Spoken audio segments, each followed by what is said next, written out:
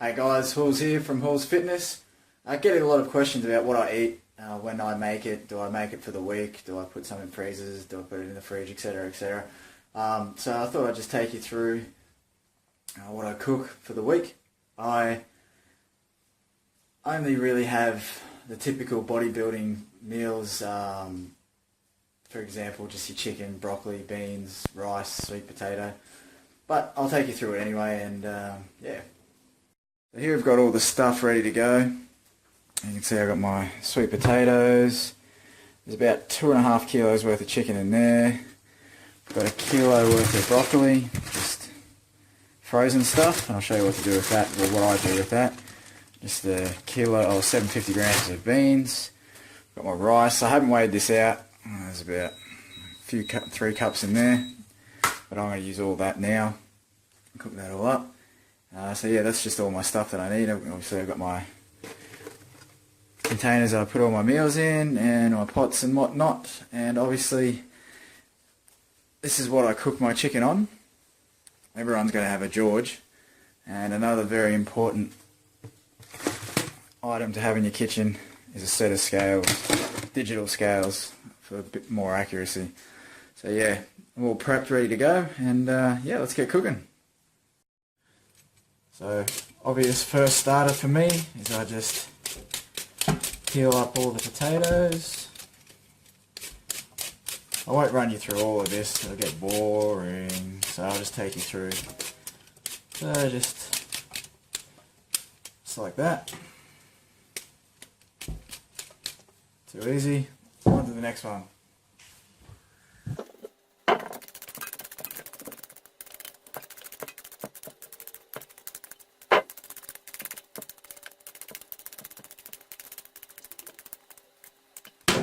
So that's all my potatoes done.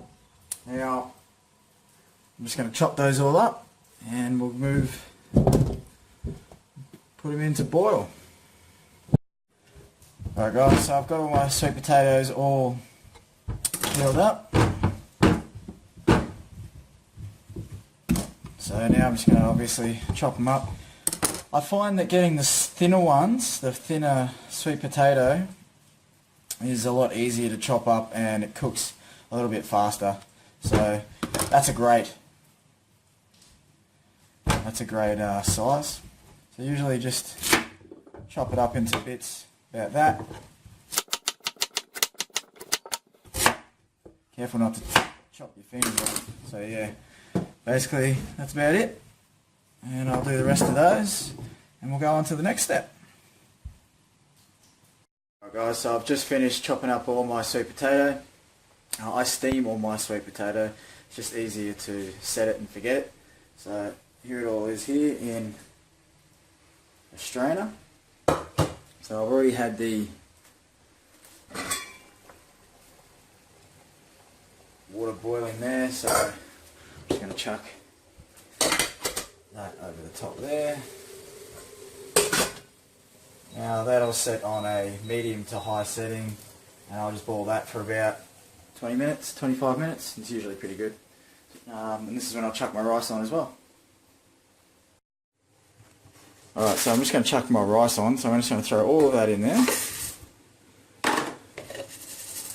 Now, people seem to have trouble cooking rice on this topper, on the top of the stove, but what I found is, so you can see roughly how deep that is with my finger. So it's about up to that middle section just there. And then I find if you put enough water to triple that, because this is brown rice, so it cooks takes a little bit longer to cook. So if I got the rice up to the middle of this part of my finger here, I'd put the water up to about this section here. That's my rule of finger. So that's what I do. So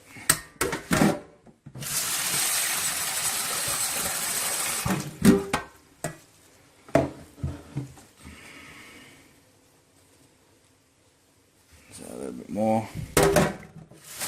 This brown rice, like I said, it takes a little bit longer to cook, so the water will go out of it pretty quickly, and if you don't do it properly you'll end up burning your rice. Alright, so that comes up to just about the top here. So I'm just going to chuck that straight onto the oven top there. Again, that's on a medium to high temperature as well, and I can leave that usually for about 20 to a half an hour as well. So they usually, both my sweet potato and my rice usually cook around the same time, and this gives me enough time to get my chicken done. So I'll set that, because sometimes I walk away and forget it, so I'll set that for half an hour. And yeah, let's get on to our chicken. Alright, so here we go, we've got our chicken. Now, what I like to do is, I usually only use one hand for handling the chicken, which is usually my left hand, and then my right hand handles the knife, and it always stays clean at all times. That way you have one dirty hand that you know you can't touch anything with, and the other hand is free and clean to do whatever you want, because you'll find you need to do stuff as you do this. So that's just another tip. But also another tip that I have is I always keep my scraps separate. So as you can see here, I've just got a bag full of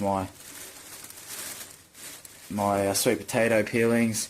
They make great for compost, but if you don't have a compost, obviously, but don't leave them in your bin because they stink up pretty quick and attract all sorts of nasties. And same goes with the chicken. So we'll be cutting some of this stuff off. So like a lot of this fat that's still on there will be coming off. So it's not too bad actually. So I don't have to do a lot there, but you can see little tiny bits of fat that I'll end up taking off, and I'll just fill it one for you. I won't show you the whole lot, again, it can be boring. So yeah, all that'll come off, and we'll put that into the bin, and that'll all go out together and not stink up the place. Just a little tip. Alright, so let's get on it and chop this chicken up. Alright guys, so here we go. I've got my chicken here, and I'm going to just cut that all up. Usually I get a bit of a tenderloin piece, so I'll just take that off. That's not too bad, it's not too fatty there, but sometimes it has this sinew which you can sort of just scrape the chicken off, and you can see it coming through there. See, I'm just stripping that tenderloin off, but you can see there's a bit of sinew that runs right up the middle there, and all I'm doing, you can chop around to make it a bit easier, but you can just see that I'm just scraping the chicken off. Well, that's all good stuff, I don't want that. You can see that sinewy crap. I'm going to throw that away. So then I'm just left with all the goodness. Now I've got a spare plate just here as well, so I'll just dump that on there. Keep that separate. Now there's another part of the chicken that I usually cut off. I'm not going to go into too much detail. You'll see the fat. I'll just chop that off there, because this is all just, this end part here is just all garbage as well. So I'll strip what I can off that. I usually just tear these bits off without having to cut it, because you'll notice that the fat stays on and the chicken comes off. So again, that's just a lot of fatty. You can eat that. I don't. I just try and make it as lean as possible. Chuck that on the plate. And yeah, so you got that sinewy bit there. It's a bit gross watching me cut up a chicken, I know. So I'll just do up this breast, and yeah. Another trick, see that's a bit more fat there. Another trick that I found when you're cooking up your chicken, you want to reduce and make as much surface on the chicken as possible. And what I mean by that, if I just throw that straight onto my grill, there's a lot less surface area for it to cook and remove the fat out of. So when it cooks, it's going to be cooking with, it'll cook and keep the fat in there. There's a lot of the flavours and a lot of the moisture, but we're on a bodybuilding type diet, so what we're going to do is we're just going to chop it up, and we're going to dice it up.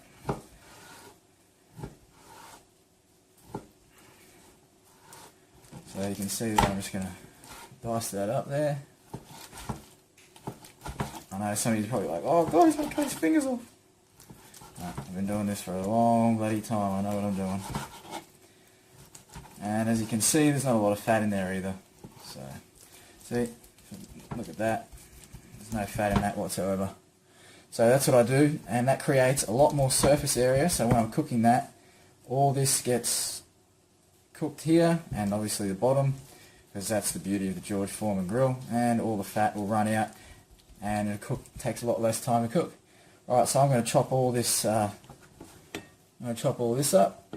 Yum. And I'll show you the final product after. Alright guys, here we are. I've got all my chicken cooked here, and this is all the fat that I took out. It's probably about 150 grams out of the 2.5 kilos that I got. So now what I'm going to do is the best part, and that is, where are you? Season this. So when you're on a bodybuilding type of diet, or you're restricted to calories, etc., there's not much you can have in ways of taste. So when we get to put flavour on something, we relish it. So usually I just spread, this is pretty big, so I'll usually do one spread, mix it up. I'm not going to cut myself with the knife. I've done this many a times before. Just mix that around. That's just one shaking on top of the seasoning. Mix that about, get in there.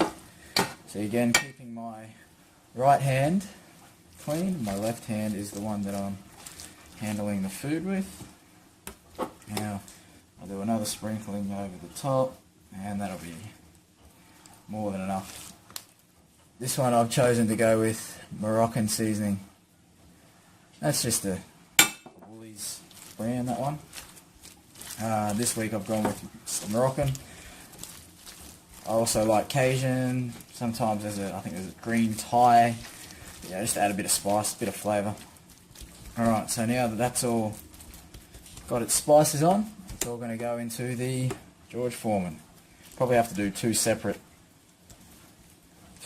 cookings with this one. It's pretty big. Alright guys, here we've got the George Foreman, and here's the extra virgin olive oil spray that I use. And I think per serving there's only like, what, 56 kilojoules, which is roughly about, I think, 18 calories per whole serving. So just spray that up, light spray, not too much, because there's enough fat in the chicken that you don't even need to worry about it. So here's our chicken. Like I said, I'll probably only chuck half on this lot.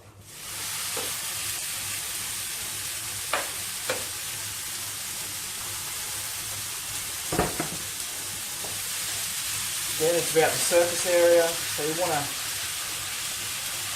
spread that out as best as possible.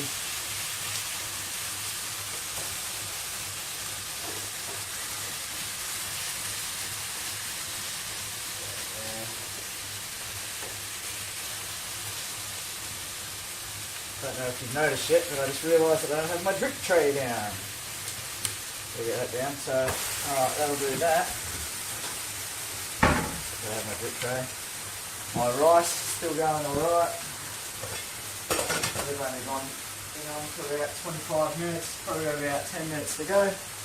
So yeah, we'll come back once the chicken's all cooked up, and I'll show you what we've got, and then I'll show you how I bag it all up, and we'll package it for the week. This will probably, the amount that I've got here will probably do me about 3 to 4 days, and that's lunch and dinner.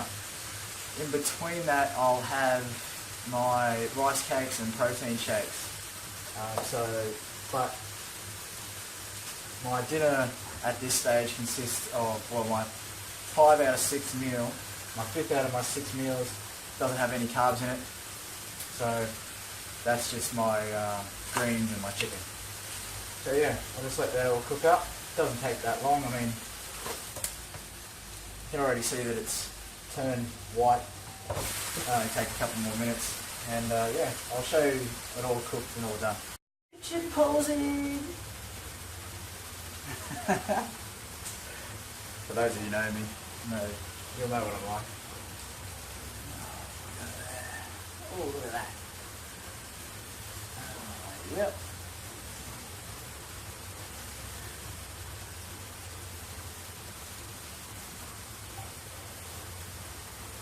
action, posing. That's some good downline, that is.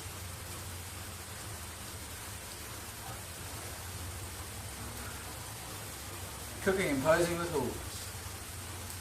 It's a bit of a light side of me that you might not know yet. Anyway, enough of that. I'll get back to you soon. Okay, so got all our containers ready to go. I've got 8, so like I said, this will probably only do me about 4 days. I probably cooked a bit more rice than I need for the 4 days, but I can always, it's just for extra. And same with the sweet potato, especially being that I only have, of these 4 meals, I'll only have 4 of the rice and potatoes for lunch. But everyone will have chicken, and we'll just see how many I can make up anyway, but I've just got our 8 here. So we've got our scale, my dish that I'm going to use to empty everything out of. So I've tared that, it's now 0. So with every one, 100, this is for my particular calorie intake and my particular diet pre-prep. I have 170 grams of chicken, which is usually about that much. Let's see if I was right. 190. So yeah. So there we go. 170 grams of chicken. I won't plate all these up and bore you with all the details, but 170 grams, there we go, and I'll do that all the way through. Fill that all up. Now I'll do my lunches first. So then I'll put in 100 grams of rice.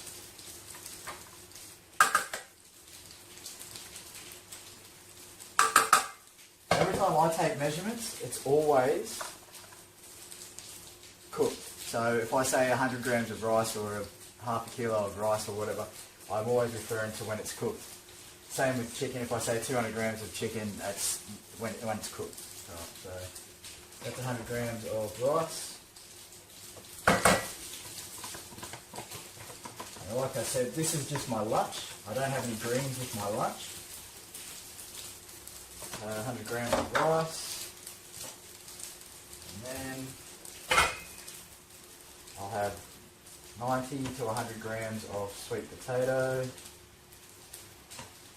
So that's about that. And there you have it, that's one lunch.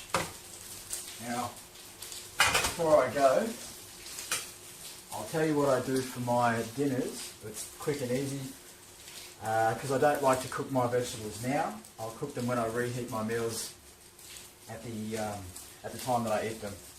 So what I do is, these are frozen. So all I do is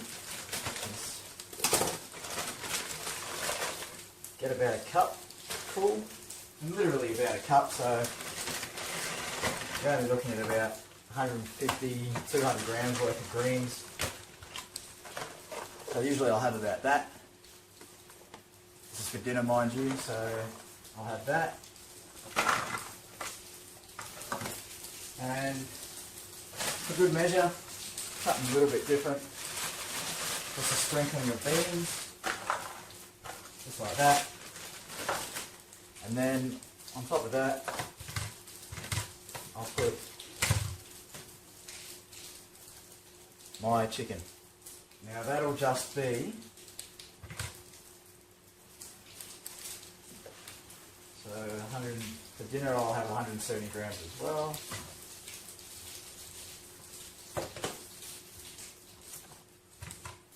Scale is running out of battery by the looks of it.